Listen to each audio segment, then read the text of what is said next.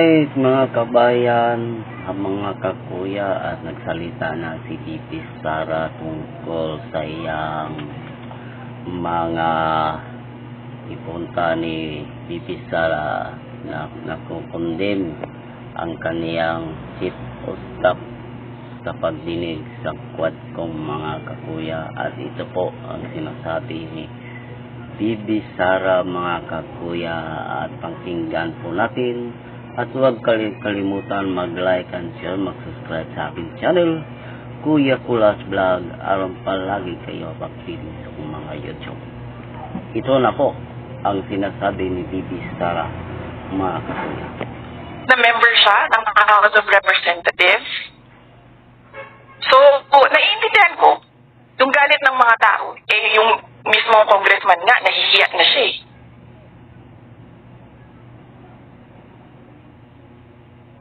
Jason. Yes, ma'am. Last question na lang po. For the upcoming 2025 elections, marami po ang mga tatakbo uli bilang mga kongresista. Ano po yung paalala po natin sa mga kababayan po natin, especially sa nangyayari ngayon, sa gitna na nangyayari sa House of Representatives? Yes, oo. Unang-una, huwag sila magpadala sa vote buying.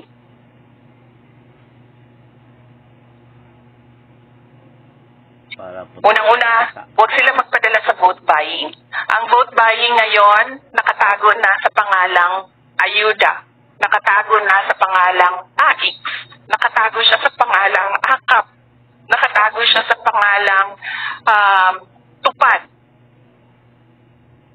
So, unang-una, pera nyo yan, pera yan ng bayan, tanggapin nyo yan, hanapin nyo ang buong amount doon sa voucher kung ano daw saan ang tanggap ninyo. Huwag kayo magpadala sa vote buying. Kasi we will end up in an embarrassing situation na nanonood sa atin ang mga ibang bansa kasi ganito ang nangyayari sa House of Representatives natin. Pangalawa, huwag kayong maniwala sa mga promises ng mga politiko. Tingnan nyo kung ano yung kanyang track record. Kasi ang promise ay hindi pa nangyayari. Sa susunod pa yan. That is a future event. Pero tingnan nyo ang past nung politiko na yan. Ano bang nagawa niya? Ano bang nabigay niya? Ano ba? Ay, siyempre, wala din magawa ang mga Quadcom. Palagi naman nagsisira kaniyan, no?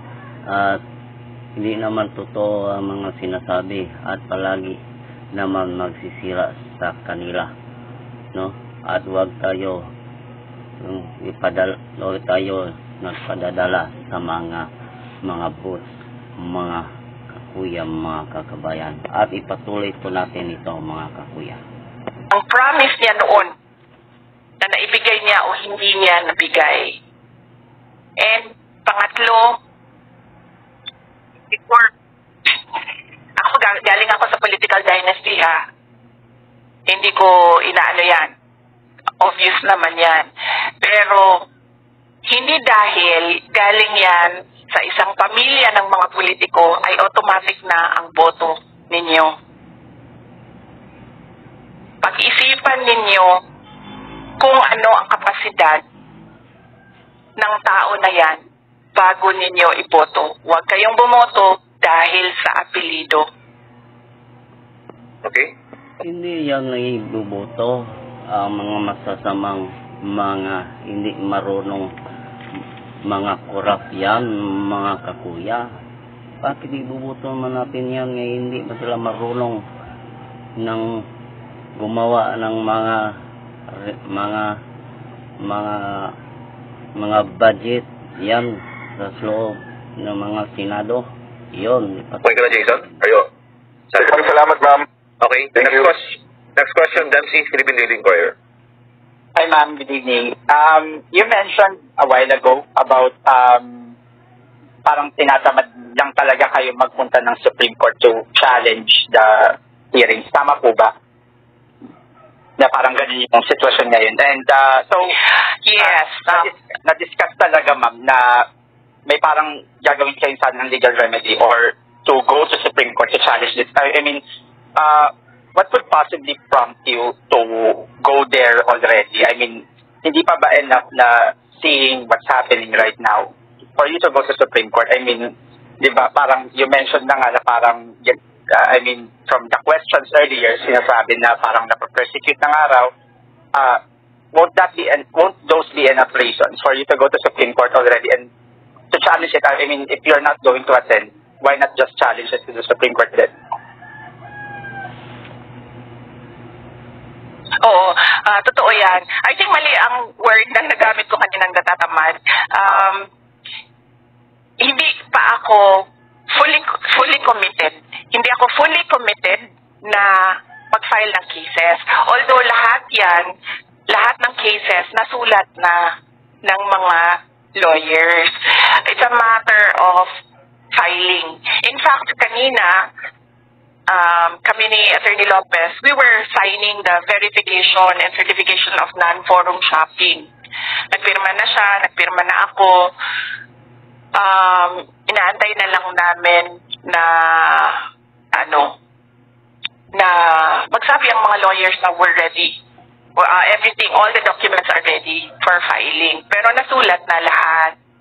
Yung sa akin lang kasi, parang, yes, tama naman, may question sa mga korte natin yung ginagawa ng 19th Congress. Pero naisip ko din kasi hanggang June na lang din naman sila. And hindi naman ito kasi matatapos sa June para sa akin. Matatapos ito sa 2028 kung meron ng bagong Pangulo. Kung matuloy man ang eleksyon ng 2028. Kasi nandoon pa rin sa isa sa mga discussion and bullet points nila ang charter change. So, kailangan namin upuan ulit again and again ng mga lawyers, but ready sila sa kanilang mga hinanda na cases. Okay. Siguro follow up. I mean, what would prompt you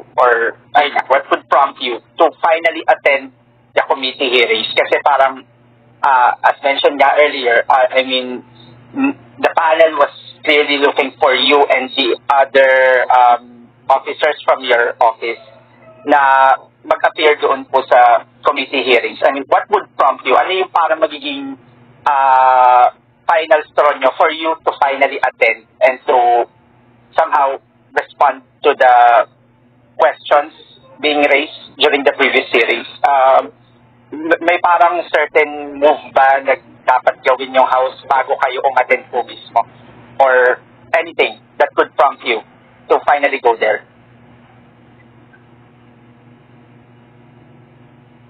I think the most that they can do is kung ano yung ginagawa nila sa amin ngayon, diba? Dinedetain nila yung mga OVP personnel. So, yan na lang, kanina may meeting kami ng House Sergeant of Arms. Pinapaalis niya ako dito. And then, sinasabihan niya ako, because we have to put extra security because the Vice President is here. And then I told them, sir, I am not your security problem. Kasi meron namang akong sariling security. Bayad din naman yan sila ng gobyerno para bantayan ako. So, let them be na magbantay sa akin. So, you don't need to worry about my security. At sabi ko sa kanya na sabi niya, hindi, kasi baka may mangyari sa'yo dito sa loob. Sabi ko, sir, isa lang naman ang gusto pumatay sa akin, si Martin Romualdez. And I don't think gagawin niya yan dito sa loob ng House of Representatives. Gagawin niya yan doon sa labas. So, siguro, harm to the safety and security of OVP personnel. Yan lang ang maisip ko ngayon, top of mind answer. Okay. Siguro ma'am, last follow-up na lang. You said na si Martin Romualdez lang ang may gustong pumatay sa inyo. What made you say that? Oh, because I know him, diba? From the short time na nagkasama kami, I'm a good judge of character. Mabilis ako maka-assess ng isang tao. Okay po. Nagkasama kami sa kampanya. And I'm no psychologist, pero that man has so much baggage and insecurities sa buhay niya. Okay. Yun na, ma'am. Thank you. Okay. Okay, thank you, Dempsey. Next question, Kat Domingo, ABS-CBN. Kat? Kat, are you there? Good evening, Vice President. Ma'am, during your first few press conferences with us, you mentioned that merong triumvirate or triangle power, something like that, and you mentioned that sa susunod na press conference yun na babanggitin, particularly some details about the House Speaker and the First Lady. May we finally know ano po ito, ma'am? Sit in na. Sit in na lang. Well, yes, dinidiscuss namin yan kagabi, no? Diniscuss din namin yan kagabi. And kasi, mame-mention ko yung pangalan ng First Lady doon sa mga sinasabi sa hearing. And, alam mo yon, ang gusto lang naman namin kasi lahat sa Office of the Vice President ngayon, magtrabaho. In fact, kung makita niyo doon sa loob, if you're allowed to visit Yusek Lopez, isang buong malaking plastic box ng documents ng trabaho ang ginagawa niya. Ganun din ang gusto ko, that I be allowed to attend my events and go around to talk to the people. Yun lang ang gusto namin. Kaya, sinasabi ko, kung pwede sana sagutin ko yung mga tanong doon about sa committee hearings sa ibang araw, because I'm waiting for them to push it para makasagot ako. So ngayon kasi kulang pa para sa akin kulang pa. So I'm waiting for them to push it para ako magsalita. Hindi ako nagsasalita ngayon kasi ang gusto ko nga ituloy na lang nila yung hearing nila at tapusin nila kung kailan nila tapusin para makabalik na kami sa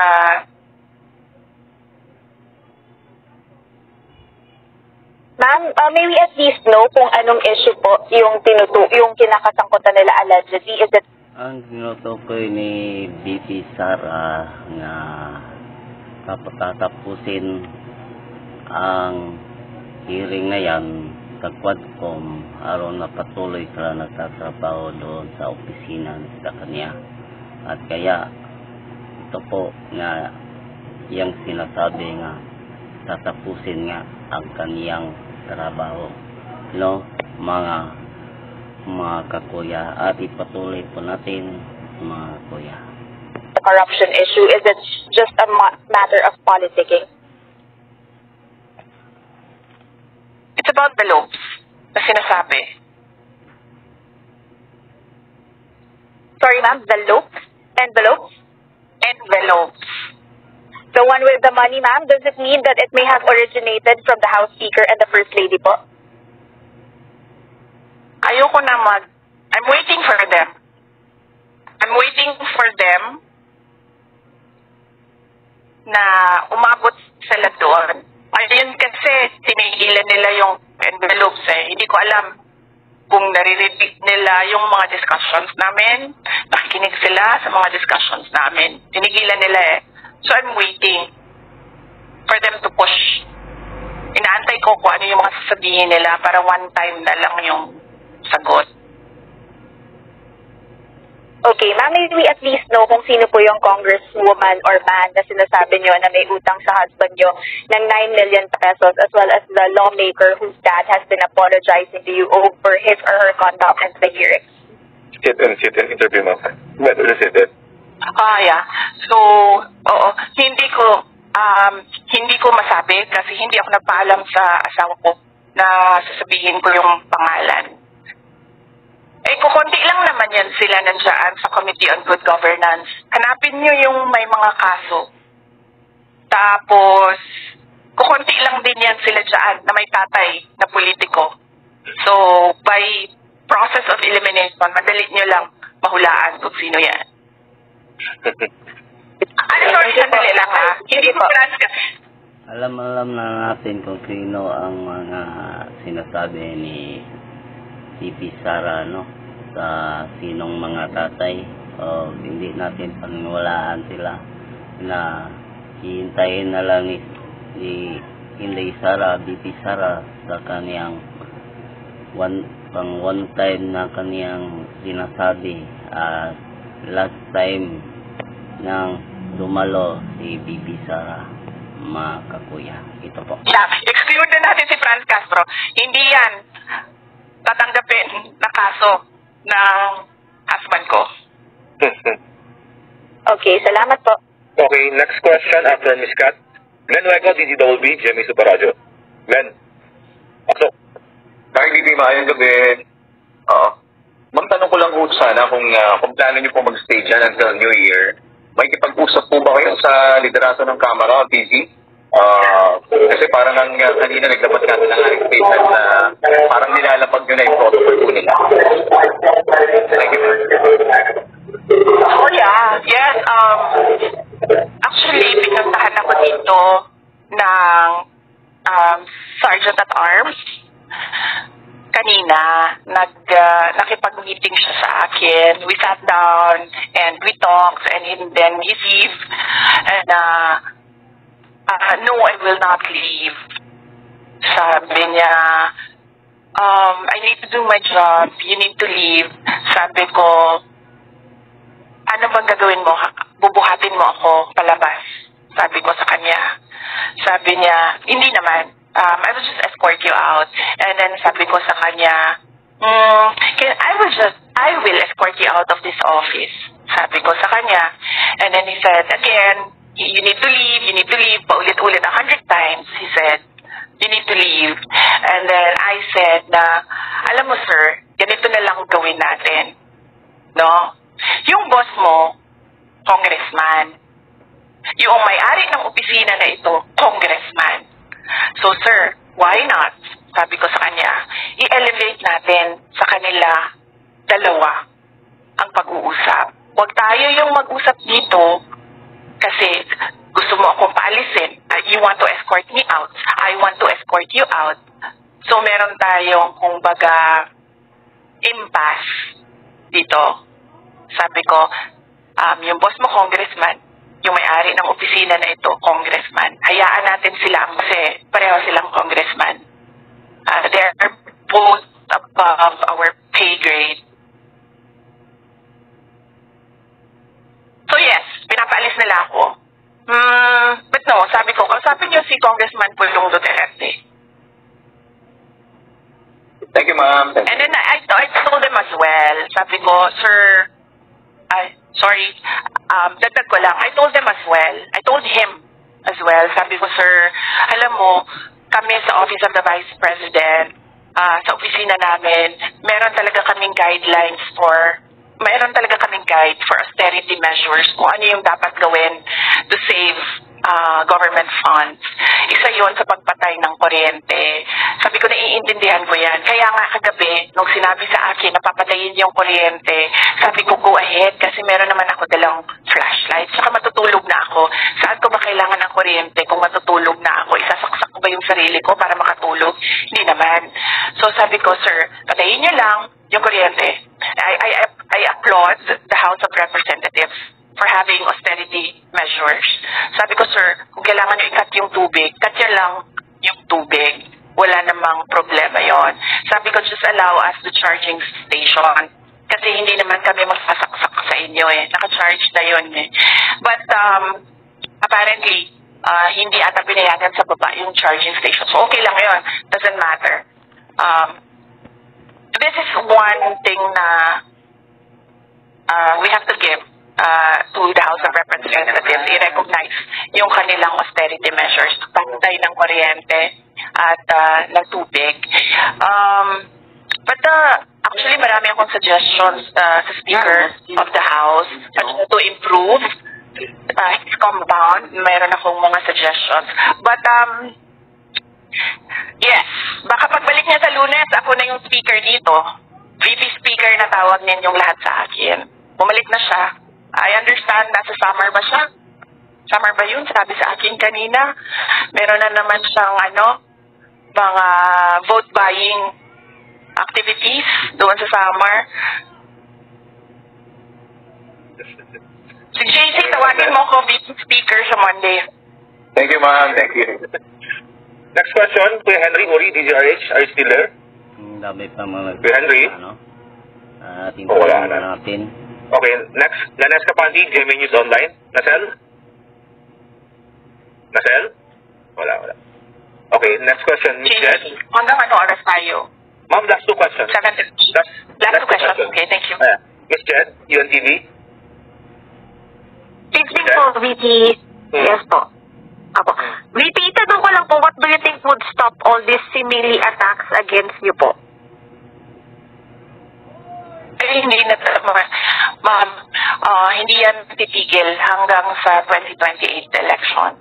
Naiintindihan ko na yan ngayon. Noong una, hindi ko actually naintindihan. Pero, noong bumisita ako kay former Senate President Manny Villar, bumisita ako sa kanya. And siya yung nagpaintindi sa akin. Sabi niya, you're number 1 in the race for presidency 2028.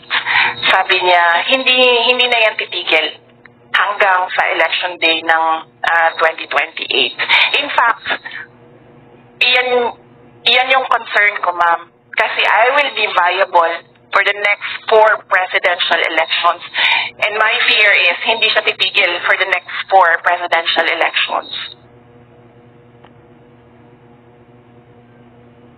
Sige po, VP. Yun, mga kakuya,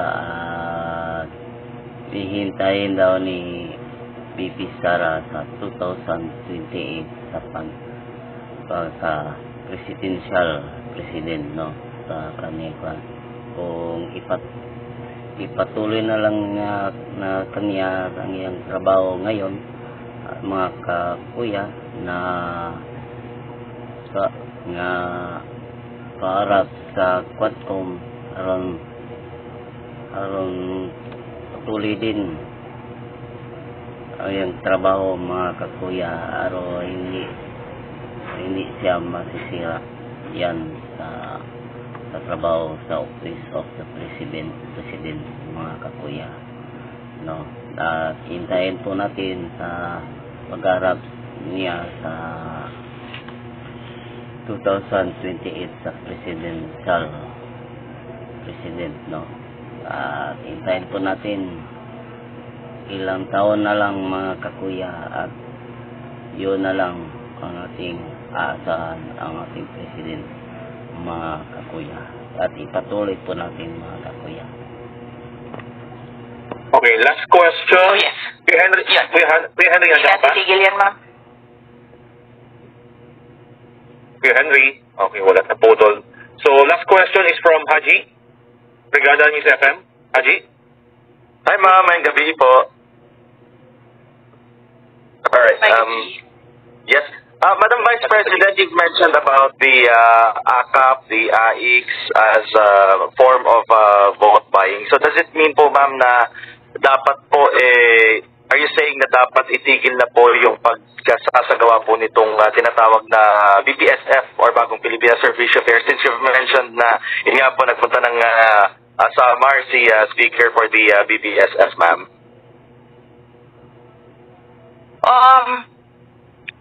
Well, yes, that is a matter, no, na dapat pag-usapan ng executive department. Kasi clearly, ginagamit naman kasi talaga siya sa vote buying. In fact, noong nakaraang barangay elections, meron akong kausap na isang member ng House of Representatives. And then tinatanong ko siya, sabi ko,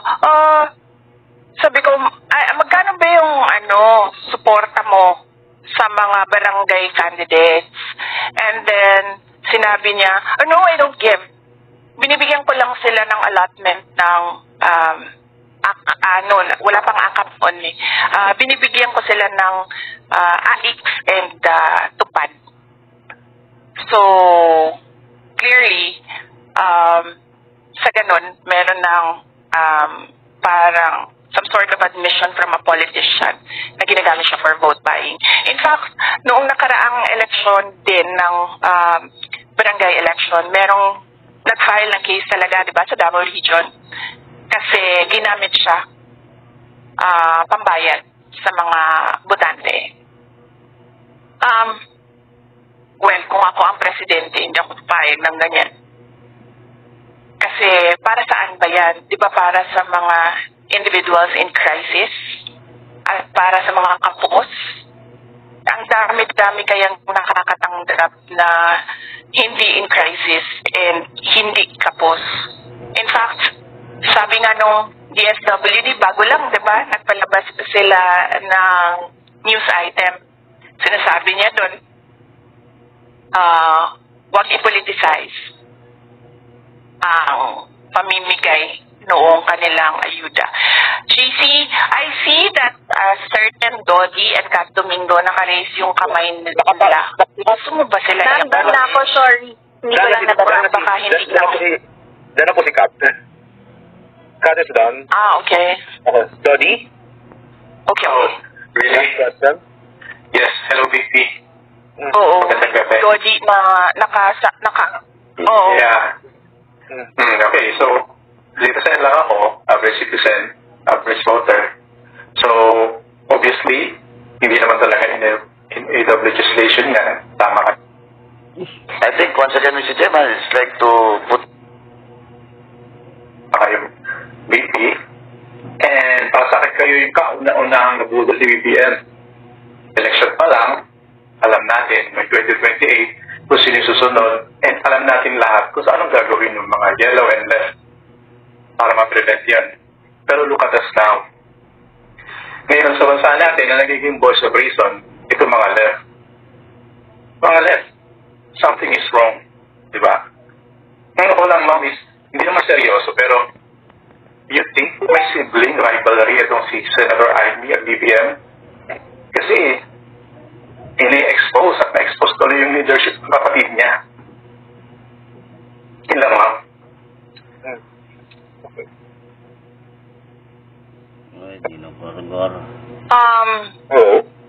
Well,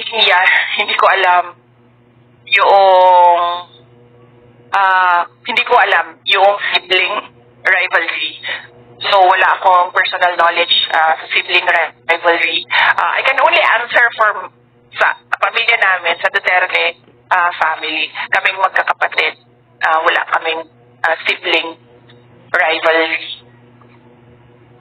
Okay, thank you, ma'am. Thank you, Sir Dodi, for pointing that out. Thank you. Dapat lang po. For pointing out na Ma'am, may last follow-up si Haji from Brigada Giuseppe. Yes, JC. Pasok niya yung Haji, your last follow-up. Yes, Madam Vice President. Lastly, ma'am, sorry, I clarify ko lang po kasi I need to ask this kasi nabanggit po ninyo kanina na you're planning na po as hanggang at least until Christmas or until the New Year kasi parang part to ng planning ninyo na baka sakali na or your expectations would be baka abutin ng ganun po katagal yung contempt order ng since yung mga congressman po yung nagsasabi kung hanggang ilang araw. Pero ma'am, may sorry po pero may mga gamit na po ba kayo until at least Christmas sa House of Representatives po? Since indefinitely you were allowed naman po ni Kong Pudong na magstay. Yes, meron akong gamit dito. Actually, ang problema kasi dito, hindi ako nakapaghanda ng maayos. Kagabi lang kasi, during our meeting, my meeting with Yusek Lopez na-bring up na based on the timelines of Ilocos 6, the case Ilocos 6, umabot sila ng Pasko, umabot sila ng New Year. But, nagpabili na ako kanina ng tali kasi dito na lang ako maglalaba. And then dito ko na lang din i-dry yung clothes ko. Medyo madami naman akong t-shirt na nadala. So pwede pa siya. Paulit-ulit lang. Kasi uniform naman yung dinala ko eh. So hindi siya halata na paulit-ulit. Kasi uniform siya ng OVP lahat.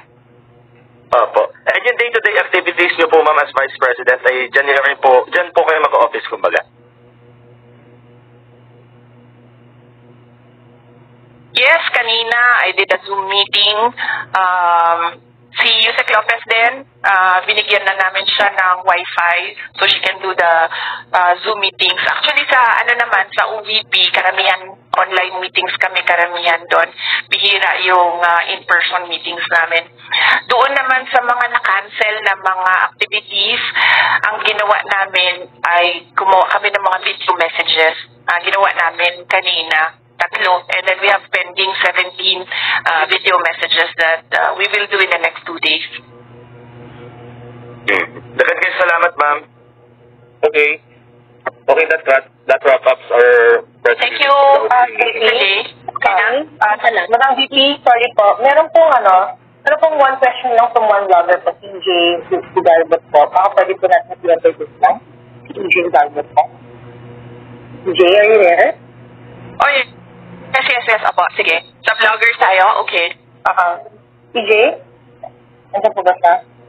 Or kung hindi po si EJ, si MJ Cambao, is he there?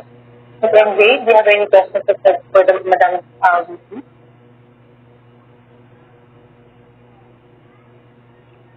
Alright, so mukhang wala po. Pero meron pa pong nag-raise ng hand eh. Are we going to... Ay, sino po? Ayun po si EDO Galbot po. Yeah, hi, VP. 1, 2, apo. Yes.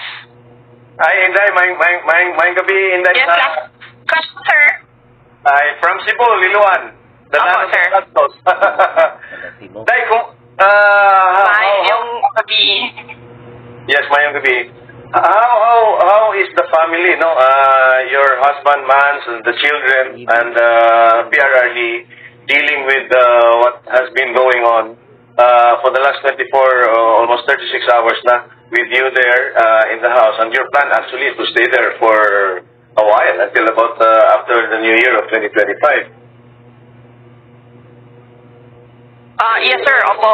So as long as meron kaming na OVP personnel, kung saan man yun sila ma-detain, our preparation is lalapit ako doon sa kanila so that I can visit them every day para hindi ako nagbabiyahe ng matagal on the road, and then I can do a lot of things as well dito sa office. CPRD, hindi pa kami nagkausap, but knowing PRD, baka nga gusto nun pumunta dito.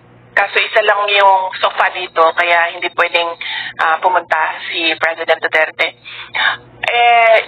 My husband, nag-text siya kanina, nagtanong siya kung ano yung mga kailangan ko, and then I told him na kompleto naman yung mga gamit ko dito, so walang problema. And then sa family na naman kasi namin, sir, kapag merong isang parent na wala sa bahay, we always do a video call every night. So meron kaming ganun every night, basta merong isa sa amin na wala sa bahay, so meron kaming communication or meron kaming family discussion every night. Ang hindi ko palang nasabi sa mga bata is kung nasaan ako ngayon, kasi ang expectation nila ngayon nasa Cagayan de Oro ako, but tonight during our video call sasabihin ko sa kanila kung nasaan ako, especially so that yung isa sa mga anak ko, ninang niya si Yusek Zulaika Lopez, the only ninang, kasi lang yung godparents niya, isang ninong, isang ninang, and they're very close, yung anak ko tsaka si Yusek Lopez. So I expect her to understand kung bakit nandito ako, but pag-usap kami mamaya. Nay, follow-up question na lang, no? You mentioned thank you. Baka pupunta si PRRD dyan. Yes. What if maraming mga supporters mo ang gusto na rin pumunta dyan sa batasan, mga ordinary Filipinos? Yes. Yan din madami actually nag-text sa akin, sir, na gusto nila pumunta. And then sinasabihan ko sila na wag na kayo pumunta. Alam ko, lahat ng mga tao ngayon ay kulang ang kita, kulang ang hanap buhay. Sabi ko sa kanila, tumutok na lang muna kayo sa mga trabaho ninyo para maganda or masaya yung Pasko ng mga pamilya ninyo. So, yan yung lagi ko sinasabi sa mga tao na sinasabi nila na pupunta sila dito. And then, meron ding one or two politicians na nagsabi na pwede ba silang bumisita dito. And then, I told them na bisita na lang siguro sila sa office hours na ang House of Representatives. So, wag during weekends kasi wala namang opisina dito. And wag after office hours. Thank you, Day. VP, palihog po. Thank you! Ay, sorry, lahat na ma'am. Ayong gabi! Magandang... Yes. Ma'am? Ma'am, sorry. Makapunta kayo? VP Sara? Hello? VP Sara, sorry, ito ask question. Yes, ma'am. Your father po, si former President Duterte, po, when he attended the Quadcom hearing po before, no, and you were there. Opo. So, si PRRD po, he took the oath po when he attended the Quadcom hearing tungkol nga po doon sa EJK po nung patay doon sa kanyang drug war. And during our ambush interview po after that, sinabi niya, he is urging you to do the same din sana. So far po ma'am, kasi yung ma-attend po ngayon na OVP officials have no personal knowledge po regarding the confidential expenses. And ang itinuturo nga po nila na ay ang specialist bursing officers and chief of staff and kayo po na may nakakaalam nga po dito sa confidential funds. So yung lawmakers po right now are still very hopeful that you will attend the hearing, explain and answer the questions po about the over 600 million confidential funds ng inyong opisina at paano po ba talaga ginasta itong pondo po ng taong bayan. Maria, last question, wrap up here. Can you wrap up? Okay. Yes. Okay. Yes, na-get ko. Unang point mo is sumagot sa mga members ng House of Representatives. Sinabi ko na kanina kung bakit ako hindi sasagot sa members of the House of Representatives. Dagdag ko lang doon na the power of the purse is the power to give or take away money.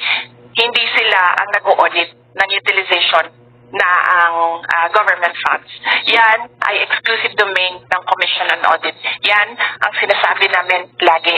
Sumasagot kami, nagko-cooperate kami sa Commission on Audit. Kahit pa, we feel na sinasabihan na ang Commission on Audit ng mga House of Members, some members of the House of Representatives kung paano mag-audit. Nandoon pa rin kami sa full operation sa Commission on Audit. Sabi ni PRD na yun din ang gagawin ko, mag-uusap ko and mag-attend ng hearing. As I said, umattend ako. Hindi lang ako nag-oath because meron akong objection sa unconstitutionality ng rules ng House of Representatives. Pero, in an inquiry, in aid of legislation, does it matter kung may oath o wala yung tao? Nandiyan yung tao as a resource person. You're there to ask them information para makakraft ka ng batas. So, does it matter kung naka-oath siya or hindi? Kasi pwede mo, you as a legislator, you have to sift through all the pieces of information that were given, diba? Hanapin mo ano ba ang dito relevant, ano bang hindi relevant para ka makagawa ng batas. Pero hindi naman kasi ganun nang nangyayari. Ang ginagawa nila, they're taking on the role of a prosecutorial investigation. And pagdating naman kay PRD, he's already a former president. So, sabi nga niya, di ba, huwag kayo maniwala sa akin kasi vice president lang ako. Hindi ako maniniwala sa kanya kasi former president siya. Hindi naman siya incumbent president. Alright, I think that's it, no? Ma'am, okay na po ba? Thank you! Maraming salamat po. Salamat. Bye-bye. Thank you! Thank you po. Thank you, Ingat po kayo. Dee. God bless Thank po you, kayo. Pebbles. And thank you, DDS communications team. Ingat po kayo. Alright mga kakuya, doon pupunta pala si Sara sa hearing sa Quadcom mga kakuya, mga kabayan, no? At hintayin po natin ang pag-anggap nila doon sa Quadcom. At ito po, at huwag ninyong kalimutan mag-like and share, mag-subscribe sa aking channel Kuya Kulas Vlog. Alam palagi kayo updating sa kong mga YouTube channel. Bye-bye! At huwag kalimutan mag-like and share sa mga YouTube channel. Alam palagi kayo updating sa aking mga upload.